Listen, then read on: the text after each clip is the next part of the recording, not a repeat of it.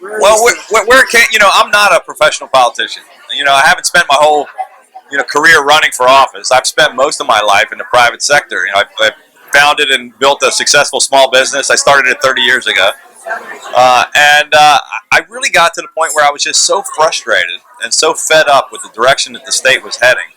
And I figured somebody had to step up and try to do something about it. And that's really what caused me to run. It didn't really come from any desire to become a politician, but I felt an obligation that somebody needed to do something, and that I couldn't just sit back and accept status quo politics as usual, knowing that together we could do something about it. And that's what prompted me to run. I'm a small business owner, and I understand exactly what the problems are in the economy and what the decisions that they make in Annapolis, how they affect small business people. It's been disastrous. This administration has been terrible for small business people. It's the backbone of our economy. 80% of our jobs come from small businesses. And over the past 8 years, we've raised taxes 40 times in a row. It's taken $10 billion out of the pockets of small businesses and struggling Maryland families. And it's really crushed our economy. We've lost 8,000 small businesses here in Maryland. We've doubled unemployment. We've lost 100,000 jobs.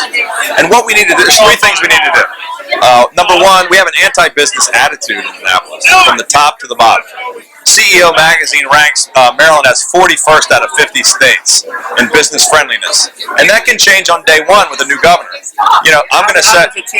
Well, that's an attitudinal thing. So from day one, I'm going to say Maryland's open for business. My focus will change. It'll be completely opposite of theirs. My focus will be on how can we help small businesses grow and create more jobs and more opportunities for our citizens? And how can we attract more businesses and more jobs into the state? And then two, we've got to get rid of the overburdensome regulatory environment in Maryland. It's so difficult to get anything done. The right hand doesn't know what the left hand is doing. They're constantly changing the rules and making it so difficult for people to operate a business. Somebody said to me they moved their business to Virginia. They got something fully approved in 90 days that they couldn't get done in 3 years here in Maryland. That's got to change. And that can be fixed in the executive branch without the legislature. So all the regulatory policies are promulgated by the agencies and they're implemented by the agency. It doesn't really take legislation to improve those things. It takes a change of attitude and a change of direction, appointing cabinet secretaries in every department that have some private sector experience and have a different focus and a different attitude about how can we help these businesses grow instead of how do we punish them and drive them out of the state. And then change the culture of state government, get people to say how can we help these businesses rather how do we shut them down, which is what they've been doing. And then the third leg of that stool is taxes. We've raised 40 taxes in a row. And we're the 5th highest tax state in the nation. We can no longer compete with any of the states in our region or most other states in the country. So businesses are either going out of business altogether or they're making economic decisions to go elsewhere where it's a more tax-friendly state where it's economically advantageous. I just talked to somebody tonight who just said they're leaving in 2 weeks. They're just shutting their business. They're moving their house. They're going to Kentucky. Just at the stop before this, somebody said, every day people say to me, either businesses and or individuals say, we just can't take it anymore. We're leaving the state of Maryland. No matter what study you look at, no matter what percentage you utilize or which group you listen to, that the Conowingo Dam is the #1 problem facing the Chesapeake Bay. The flow that comes down from the Susquehanna into the bay is the #1 problem. Some people say, if you listen to the Clean Chesapeake Coalition, which has done some great work, it's 43% of all the sediment in the bay. You talk to other folks, they say it's 35% of the sediment. I'm not a scientist. I can't give you the exact number, but I know it's the #1 source of pollutants for the bay. It's something that this administration has not focused on and has done absolutely nothing about for 8 years. We can suspend the whips until the lower Susquehanna River is... I think it's something we've got to consider. We definitely have to focus on this problem, get all of the experts looking at the Conowingo Dam. The sediment ponds that you're talking about, the Army Corps of Engineers, they haven't been dredged in 85 years. So they used to be 140 or 150 feet deep, and now they're 14 or 15 feet deep. It is a big part of the problem.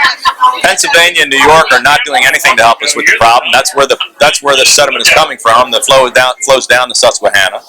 The EPA isn't doing anything. The Army Corps of Engineers isn't doing anything. Exelon, who owns the dam, isn't doing anything. Instead, we're trying to, put all the blame of the Chesapeake Bay on watermen, and farmers, and on the rain that falls on the roof of struggling Maryland families' homes. And we'd go about it completely different. We're going to focus on that issue.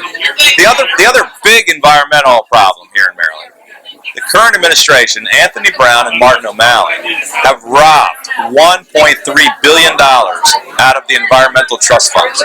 They stole money from the Chesapeake Bay Restoration Fund, from the Chesapeake Bay Trust, from program Open Space. Lots of things that could have done great things for the Bay. They stole a $1.3 billion out of it. Imagine what we could do in cleaning up the Bay rather than passing a rain tax on struggling Maryland families that are already dealing with 40 other taxes, or rather than putting watermen and farmers out of business with onerous regulations. Right. I think we've got to stand up for Maryland, and we've got to fight back and push back with both the federal government and those other states, and we've got to find a way to get them to acknowledge the fact that they're contributing an enormous amount to this problem.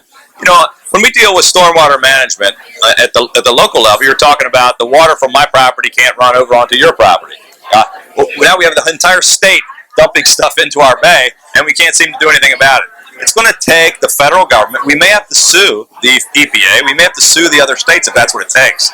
But we've got to somehow get other people participating in this bay cleanup, the ones that are causing the problem. My entire campaign has been focused on economic issues. The social issues have no bearing on this campaign whatsoever. None of them are going to change. Those battles have been fought. Those decisions have been made. And my opponent, who doesn't want to talk about the serious problems with the economy or the serious problems with the environment, he doesn't want to talk about his record over the past 8 years. He's trying to drag those issues into the campaign to distract voters and to scare voters. But I've said from day one, I was the guy in the primary who was not out there talking about those kinds of things, was focused on the economy, and we won a pretty convincing victory over some guys that were in some ways maybe more conservative on some issues. At this point, I mean, we're not going to go back and revisit the decriminalization. I wasn't in favor of it at first, but I understand the motivation behind it. Some kid that has a small amount of marijuana that you throw them into the criminal justice system and it ruins their lives. I wouldn't have been for it, but now that it's passed, I've accepted it, and we're not going to change it. I was for medical marijuana because I think there are cases when doctors need to prescribe it to patients that are suffering from cancer or serious pain, whatnot. I have no problem with that. But I'm against legalization. I think we ought to hold off and see what happens in these other states that have recently done it. I think there are a lot of unanswered questions and potential problems that we need to be very cautious. So I think we're about where we should be at this point. I don't want to see any further changes at this point. Well, the thing that there's a lot of it's all economics that keeps me awake at night. I'm really concerned about our economy.